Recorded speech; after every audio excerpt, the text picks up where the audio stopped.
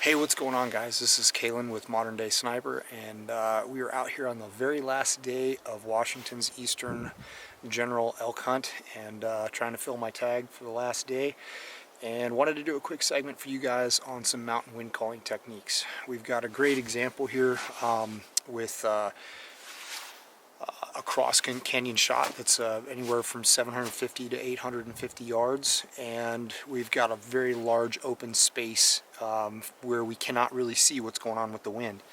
And a lot of times students ask us, hey, what can I do to help me read wind in the middle of that canyon where the wind speed is surely going to be faster and more clean than it is here at our position. So today we got a great situation where the sun is low in the sky and there's a lot of particulate floating through the air. And so if you use your glass and you look with a contrasty background, you're going to be able to see a lot of particulate floating around in the air. And that particulate floating in the air is going to give a great representation of obviously the direction of the wind, but the velocity of the wind as well. And this is stuff like spider webs, insects, pollen, things like that. So next time you're out, have a look at a cross canyon shot like this. Get your optics out, look for that flow of particulate, and once you identify what that flow of particulate looks like, you can take your Kestrel and kind of get a rough idea of what that wind speed is doing in order to push that particulate flow at that speed.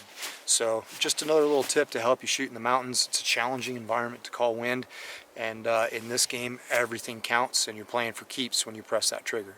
What's up, guys? Another little segment here on mountain wind. We just talked about like how to identify particulate flow in big cross canyon shots like what we have out here today. The couple little things that I want to make you aware of. Hey, what's up, guys? One more little addition to that little segment we did on mountain wind calling. There's a couple of things that you want to think about in terms of what wind is most important in these situations. There's always the age-old question of, hey, what wind matters the most? At the muzzle, mid-range, or at the target? And I say it is completely situational dependent, and in this particular situation here, we're dealing with a big open canyon, so wind has a tendency to flow through that big open canyon at a very much higher velocity than what it could be on the fringes of that canyon on either of the sidewalls. So keep in mind that when you are taking a wind reading at your position on one side of that canyon, that air is what I like to call it's dirty air, meaning that air is influenced by all of these terrain features around us, and it's not going to give you a real accurate representation of what's happening in the clean air, which in this case is in the middle of this canyon, where the air is probably going to be flowing a significantly higher velocity than it is here, and it's not going to be nearly as turbulent. So in this particular instance, the wind flow that you want to pay attention to the most is that middle of the canyon.